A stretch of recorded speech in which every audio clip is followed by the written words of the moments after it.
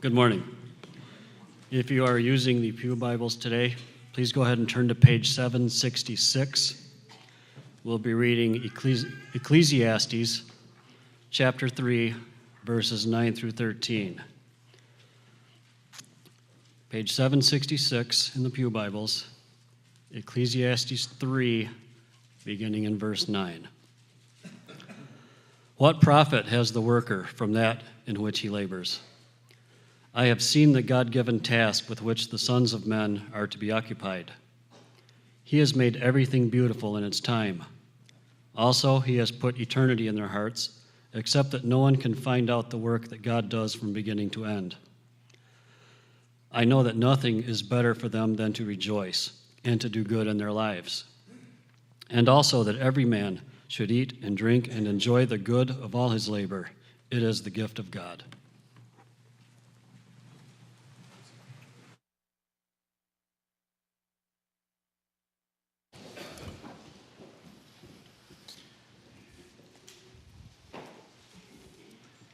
What a beautiful day, and we are thankful for the presence of each one. We have a number of guests today, and as was mentioned earlier, we hope that you'll stick around even after our worship and allow us to get to know you, and for you to be able to hopefully get to know us well enough that you would want to come back at every opportunity and worship here at the South Trail Church of Christ again and again and again. We're thankful that you're here. I hope that everyone enjoyed the holiday this last week and that you were able to enjoy a good time. I mentioned on Wednesday night that I hope everyone would eat as much as possible, to which Jay Young rebuked me and said that gluttony was a sin. But I was trying to give everybody a pass for one meal, but I appreciate Jay pointing that out. I did know that, and I wasn't just zoning out or wigging out or anything, but I want to mention one thing. I wasn't here last week due to a sudden illness, and I appreciate Doug speaking. He did a great job. I enjoyed listening to that on Monday tremendously. But we lost a dear sister, Maxine Lady, and I was not able to mention that last week. And I just wanted to tell you, in talking with Carol and the family, there will be a memorial service that we at South Trail will be a part of after the first of the year during the winter time and when the family can all be here. So keep that in mind. Be looking for that date and time.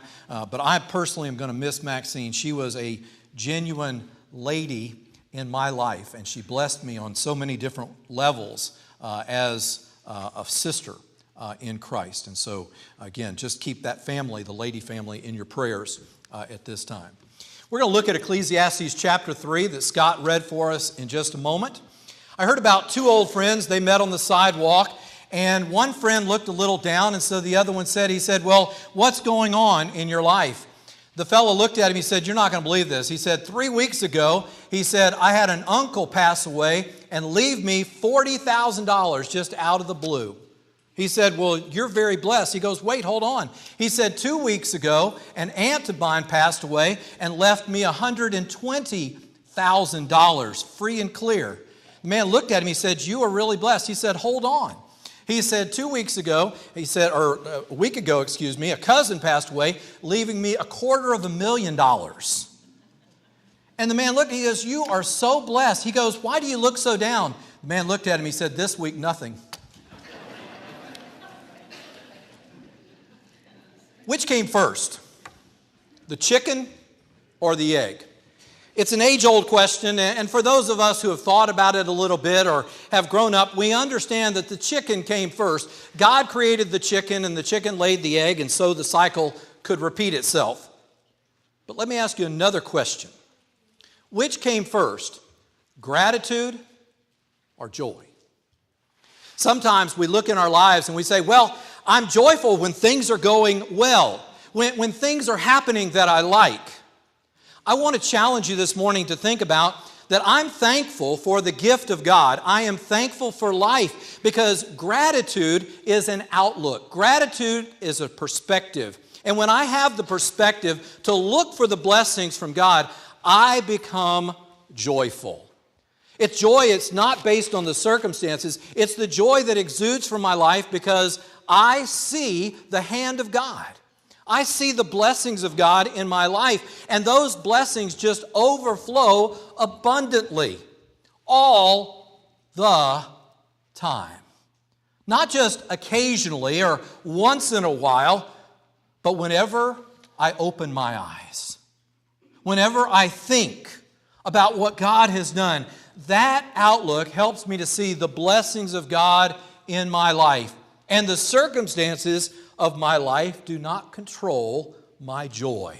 My gratitude causes my heart to be filled with joy. When I've got that gratitude, I thank God. It lightens the burdens, and it changes how I see everything else around me. Gratitude precedes joy when we see things from God's perspective. I want you to think with me about this gratitude for life and for all the seasons of life. We look at the 4 seasons, and oftentimes we equate them to our physical lives. And I want you to think about this a little bit. I don't want you to say, well, Terry, if you're going to talk about the seasons of life, I know which season I'm in, and that's a bummer. That's a real downer. No. I want you to just think about it for a moment with me. The first season that we see is spring, and that's when things are new and fresh and beginning. And I want you to think about that season as being from, say, age 0 to 25. So we have a number of young people who are in that spring season of life when they are setting their identity. They are growing and learning, and they're choosing. The choices that they have are who they will become. And then there's the summer. And the summer is a season of growing. There's sunshine, there's heat, there's rain that comes. It helps us. In our growing season, we have to make intention. And that is that there's a path to choose, whether it's a career path or it's a life path. I know what I believe. I begin to have conviction, and that conviction leads to the intention that I'm going to live out what I have determined is true and what I believe. So we put that energy into that path. And that's from 25 to 50. And then there's the third season, the fall. And that's from 50 to 75. By the way, I was going to do 0 to 20, 20 to 40, 40 to 60, 60 to 80, and then I realized I was going to leave a bunch of people out. So I went back and adjusted it 25 for each season. But from 50 to 75 is the fall season, and we realize that that's a season where there's a change of pace, a change of colors if you live far enough north. We see that change happening as we enter a life season of influence. We can look from 50 to 75 at the way in which our lives have gone and the influence that we've left, the mark that we've made, the legacy that we're leaving. It's also a period of evaluation, because it's often in that season from 50 to 75 that there are some redeemable mistakes. There are some things that we have left undone that it's time to get it done, to make those choices, to make that regeneration, to make that improvement. And then there's the fourth season. And we'll say that's from 75 to 100, although Miss Ruby's already exceeded that. I guess she's back in the springtime again. But that season of the winter is a time of rest. It's a downtime, and it's a time of investment. That is, to look back over the things that we have put our intention, our identity, our intention, our influence, and to be able to see how that investment is reaping. Paul said in Philippians 1:23, "For me to depart and to be with Christ is far better. Nevertheless, to remain with you in the flesh is more needful." We recognize that investment. When Paul says far better, there's a gain that he had talked about in Philippians 1:21. "For to me to live is Christ, and to die is gain." That word gain is an investment term for the interest or the return that has been made on that investment. And it is in that winter season that we see that return on investment. Understand, in the winter season, it's no longer competition. It's being a champion.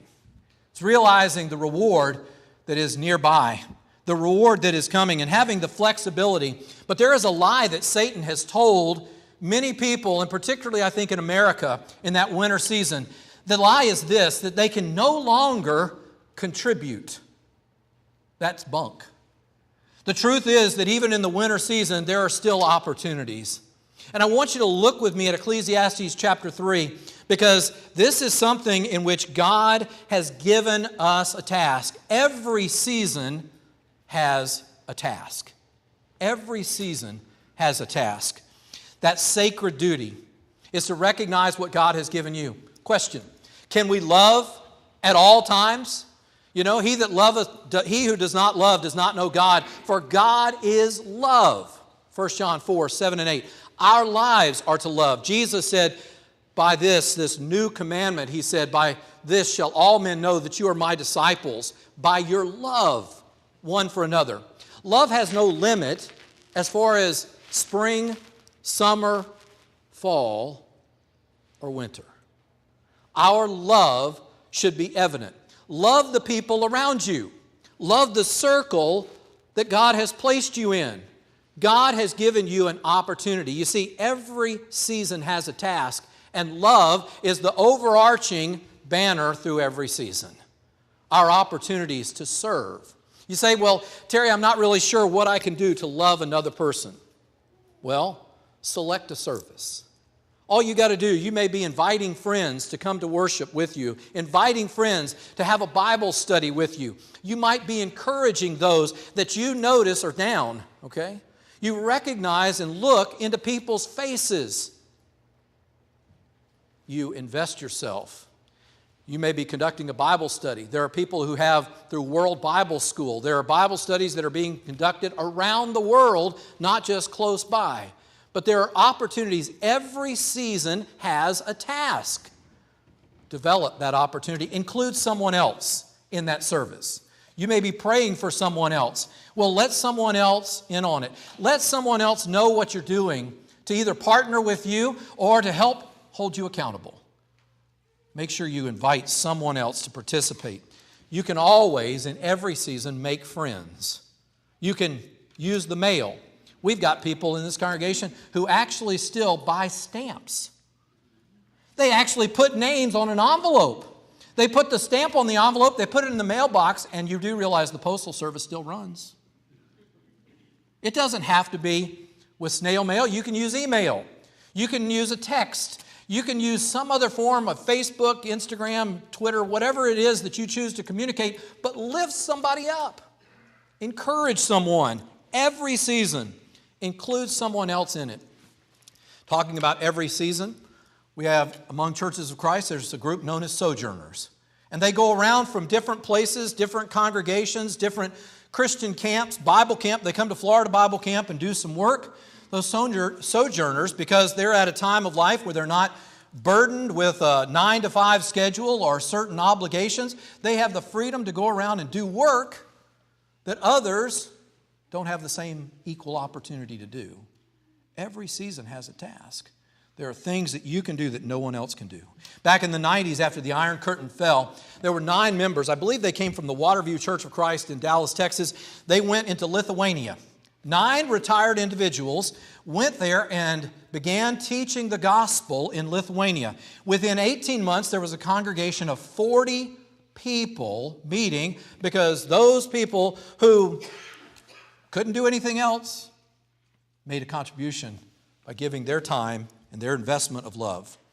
Look at what Solomon says here in the beginning of verse 11. He has made everything beautiful in its time. See, every season has a task, and we develop the gratitude by seeing the beauty of every season. Who set these seasons in motion? I remember back in Genesis 1 when God put the sun in the sky and there were going to be times and seasons. The spring, summer, fall, and winter are a God thing. And you can't change that. There's not a single one of us, and there's no intelligence, there's no IQ on earth that can change the seasons that God has set in His place. And that correlation with life is a God thing. Sometimes we complain and we'll say, well, I'm getting older. I can't do what I used to do. So what? What can you do at this season? You see, it's looking at it from a perspective of gratitude that says, I'm thankful for life. I'm thankful for this season. I'm going to do what I can, and I'm going to be grateful for God. He has made everything beautiful in its time. Life is a gift. Paul would say, I'm crucified with Christ. Nevertheless, I live.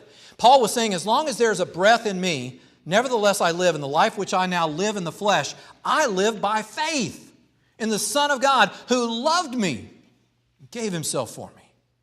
Understand, we have that opportunity. Paul would say, be imitators of me, even as I am of Christ. In what season, Paul? In all seasons. Secondly, look at what he says here. Every season has eternity in our hearts. Also, he has put eternity in their hearts, except that no one can find out the work that God does from beginning to end. God has a plan. Can I tell you the most successful life for you to live? How you can find eternity in our hearts is to join with God's plan. Not to come up with your own plan and to say, well, this is what I'm going to stake out as my territory. This is what I want my life to be or to mean or to be remembered. No, he has put eternity in our hearts. Our lives should be lived with what God says. Keep God first. You've got to have a priority. If I can seek God and His kingdom, His righteousness, all these things will be added.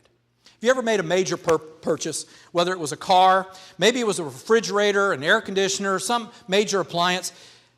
I would imagine one of your questions was, does it come with a warranty?